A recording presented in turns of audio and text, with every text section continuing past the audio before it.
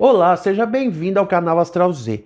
Como muita gente sabe, durante muito tempo eu trabalhei e trabalho até hoje com dramaturgia. Então eu já atuei como diretor, eu já escrevi peças de teatro, textos de peças de teatro e principalmente trabalhei com roteiros de novelas, um trabalho pelo qual eu sou reconhecido, sou comentado até hoje. Sim, aquele Henrique Zambelli que aparece o nome na abertura da Pérola Negra, da Esmeralda e também da Pícara Sonhadora, sou eu mesmo. Aliás, por falar em Pícara Sonhadora, já tá fazendo nesse ano de 2021, 20 anos que a minha pícara não sai da boca do povo. Mas o que muita gente não sabe é que há mais de 17 anos eu estudo tarô, baralho cigano e faço atendimentos, consultas com as cartas. Sim, quando eu fiz a novela Esmeralda, eu já mexia com as minhas cartinhas. Ou seja, não é uma coisa que eu aprendi de uma hora para outra e comecei a fazer. E nem mudei de profissão. Inclusive, eu continuo escrevendo roteiros, principalmente quando me pagam para fazer isso e pagam bem, né? Então, desde o início da pandemia que eu estou me dedicando a este canal Astral Z, onde eu falo essencialmente sobre tarô, sobre cartas, oráculos. Então eu decidi unir dois conhecimentos que eu tenho na minha área profissional, que são o tarô e a dramaturgia, e a partir desta semana eu estou lançando uma série de capítulos que eu vou colocar aqui no canal toda semana, que eu vou denominar de Tarô TV, onde eu vou tentar apresentar para vocês um paralelo entre as cartas do tarô e os personagens da dramaturgia. Sim, os personagens principalmente das novelas. Então, você que gosta de novela, você que gosta de televisão e principalmente você que gosta de tarô, fique ligado aqui nessa série do nosso canal, porque eu vou tentar apresentar para vocês as características marcantes dos arcanos do tarô, principalmente na primeira fase dos arcanos menores do tarô, utilizando como exemplo as características dos personagens das novelas. Então, as ações, as atitudes desses personagens dentro das novelas, as características psicológicas deles, tudo isso eu vou utilizar como exemplos para você entender melhor o significado das cartas, a simbologia dos arcanos do tarô e principalmente para a gente perceber o quanto os arquétipos do tarô são integrantes da nossa vida, da vida da gente que não é novela e a gente nem percebe. E para começar essa série, o nosso primeiro episódio de hoje, eu vou falar sobre uma carta muito interessante, que é a carta da Rainha de Paus.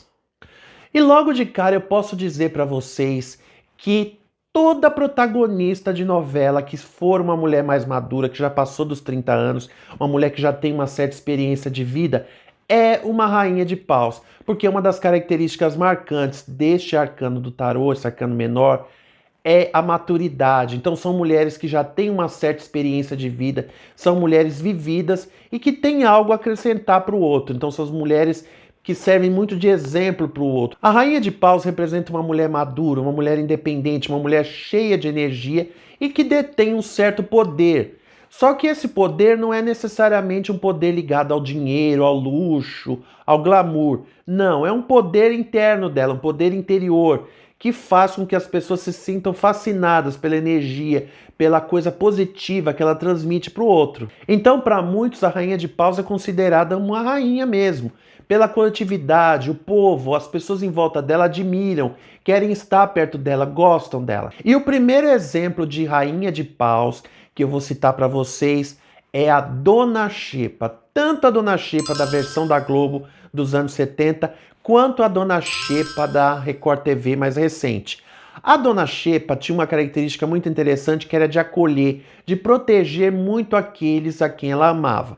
Então, os filhos, os amigos, ela era amiga de verdade, aquela mãe dedicada, aquela mãe carinhosa, aquela mãe bondosa, aquela mãe que se desdobrava pelos filhos. Essa é uma característica muito forte das rainhas de paus. Então a Dona Xepa também sempre estava alegre, tinha aquela alegria contagiante. Onde ela estava, as pessoas se sentiam acolhidas. Então, por mais que as coisas estivessem difíceis, ela jamais baixava a cabeça para a vida, enfrentava a vida de peito aberto e deixava as coisas acontecerem. Sempre otimista, Na feira, o povão queria estar sempre perto dela, comprar na barraca dela, ela sempre estava conquistando novos clientes, porque ela é uma pessoa empreendedora também. Ela não é uma pessoa que fica esperando as coisas acontecerem, ela é uma mulher que partia para a luta. Ela não tinha medo dos desafios, o que pintava ela fazia. Tinha que ser feirante, ela ia ser feirante. Chegava em casa, tinha que ser dona de casa, ela ia ser dona de casa. Essa é uma característica muito marcante também das rainhas de paus. Assim como a Dona Xepa, tem uma outra rainha de paus que é bem conhecida, que é a Senhora do Destino, Maria do Carmo, que foi uma mulher também muito batalhadora, uma mulher que veio do nada, uma migrante que saiu do Nordeste com uma porção de filhos, acabou vindo para o Rio de Janeiro, praticamente com uma mão na frente e outra atrás, chegou aqui, se tornou uma empresária poderosa, uma mulher empreendedora, batalhadora, também muito querida pelas pessoas, todo mundo gostava muito dela, todo mundo gostava de chegar perto dela, tinha um prazer, ela até foi homenageada numa escola de samba por conta dessas características legais que ela tinha. Mas como toda rainha de paus, a Maria do Carmo tinha um defeitinho que é um pouco grave, que é o de se envolver na vida das pessoas a quem ela ama. Então a Maria do Carmo sempre acabava se envolvendo nos relacionamentos dos filhos, dava pitaco. Isso é uma característica também das rainhas de paus. Quando ela ama, ela quer ver o bem do filho, do marido, dos amigos, e acaba às vezes tomando partido, entrando em umas brigas, metendo a colher dela onde ela não deveria. Outra característica marcante da Maria do Carmo é que ela não diferenciava as pessoas, ela tratava um empregado, um amigo, um outro empresário da mesma forma como ela tratava todo mundo, porque ela não via diferença nas pessoas, ela tentava ver sempre o lado positivo, o lado bom de cada pessoa. Isso é uma característica muito importante da Rainha de Paus, assim como a humildade, a simplicidade. A Rainha de Paus, como a Maria do Carmo, ela tinha um comportamento praticamente do mesmo jeito de quando ela era pobre. Ela comia as mesmas comidas, tudo bem, ela mudou de roupa, ela ficou mais bonita, depois ficou rica, mais produzida, mas a essência dela era de uma pessoa simples. Ela não deixou o dinheiro subir a cabeça. Então essa também é uma característica marcante das Rainhas de Paus. Outra coisa, no geral, toda Helena de Manuel Carlos é uma rainha de paus, porque são mulheres muito movidas pelos sentimentos. Mas a minha preferida, a mais rainha de paus de todas as Helenas de Manuel Carlos, é a de Regina Duarte em Por Amor. Essa Helena foi a Helena mais passional de todas, é aquela Helena que é capaz de fazer uma loucura por amor, para defender aquele que ela ama. Ela sai das regras, ela sai da casinha para fazer o que ela quiser, para poder defender, para poder salvar, proteger aquele que ela ama. Como foi o caso de quando ela entregou o bebê para Maria Eduarda, sem a Maria Eduarda saber, lógico, entregou o próprio filho, só para Maria Eduarda não ficar sem o marido. Olha só que prova de amor. Ela pôs o casamento dela em risco para salvar a filha, o casamento da filha, para a filha se tornar uma pessoa feliz. Ela deixou o filho dela para a filha. Então, isso é uma característica muito marcante das rainhas de paus, fazer loucuras por amor. Mais recentemente, duas rainhas de paus fizeram parte da nossa telinha nas novelas, que foram as protagonistas de Amor de Mãe da Rede Globo. Principalmente a Thelma da Adriana Esteves. A Thelma era muito rainha de paus. No começo da novela ela começou toda legal, uma pessoa neutra, vamos dizer assim, tranquila. No decorrer da novela, quando ela percebeu que ela podia ficar sem o filho dela, o Danilo, quando ela viu que havia essa possibilidade de perder esse filho, essa mulher ficou maluca. Ela começou a se transformar numa bandida, numa sequestradora, numa assassina. Tudo em nome do amor do filho. E uma atitude bem típica de uma rainha de paus que a Thelma teve foi aquela em que ela furou a camisinha do Danilo para Camila engravidar. Porque o sonho da vida dela era ter um neto e para isso ela não mediu as consequências. A gente pode notar que essas atitudes da Thelma têm um atenuante, têm um motivo forte, têm uma justificativa, que são os sentimentos dela. Tudo que ela fez de absurdo, por mais que um crime seja algo bárbaro, abominável, a gente aceita, porque foram coisas feitas pelo coração. Então a rainha de paus, ela age muito também movida pelos sentimentos, sempre. Outra na mesma novela, Amor de Mãe, que também era uma rainha de paus, era a Lourdes, claro. A Lourdes, que era também uma mãe maravilhosa, uma pessoa de boa índole, uma pessoa íntegra, de bons sentimentos. Ela era uma rainha de paus porque ela também foi capaz de matar o marido, Jandir, só porque não, né? Mas porque ele vendeu o Domênico, o filho dela, para traficante de criança, a Kátia. O Domênico, que era o Danilo, que era o filho da Thelma, que na verdade era o filho da Lourdes, que era o Domênico. Sabe essas coisas malucas de novela? Então, em todo caso, a gente observa que mesmo ela tendo cometido um assassinato, a Lourdes é absolvida pelo público. O público entende os motivos dela. Pode perceber que ela era uma assassina, ela era uma criminosa, mas o público torcia por ela, o povo queria ver o bem dela nessa história. Então, é o carisma da Rainha de Paus, que a Lourdes tem também, uma característica forte. O povo perdoou a Lourdes, ela foi absolvida pelo julgamento popular do público que assistia a novela, porque a Lourdes cometeu esse crime por um bom motivo.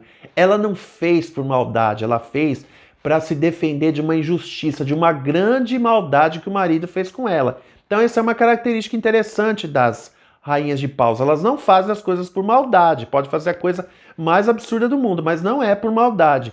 É por um bom motivo, por uma boa causa. Ah, mas vamos parar de falar desse negócio de crime agora e vamos falar da minha rainha de paus favorita.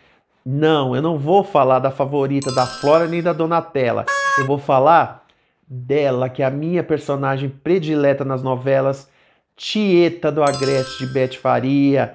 Tieta era, assim, uma grande rainha de paus e tinha as características bem marcantes da rainha de paus, porque ela era uma mulher independente. Por mais que ela tivesse os namorados, os amantes dela no decorrer da novela, ela não dependia deles para nada. Ela tinha a vida dela própria e o homem para ela era uma coisa que ela usava, porque ela sabia muito bem separar o amor do sexo. Inclusive, ela faz da sexualidade dela, como uma boa rainha de paus, uma arma de conquista, uma arma de sedução, uma arma de obter aquilo que ela deseja.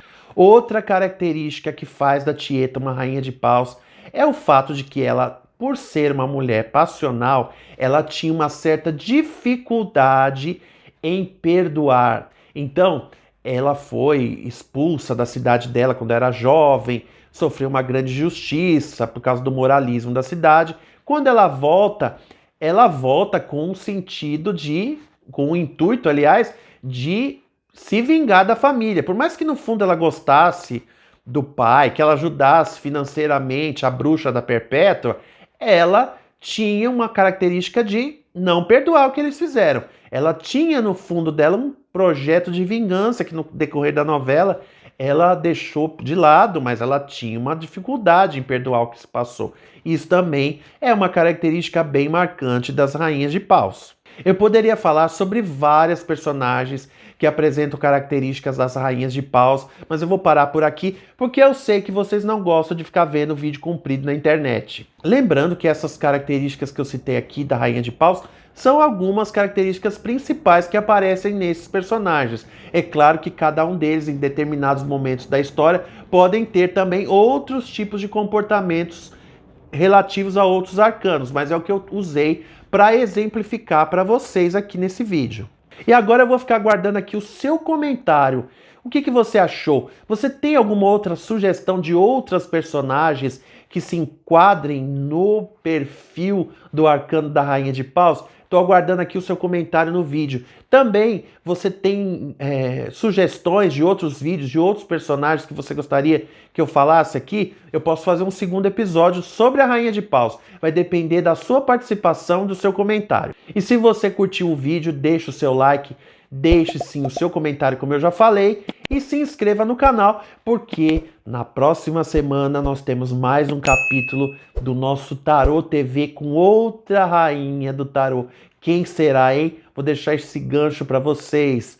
Até o próximo vídeo.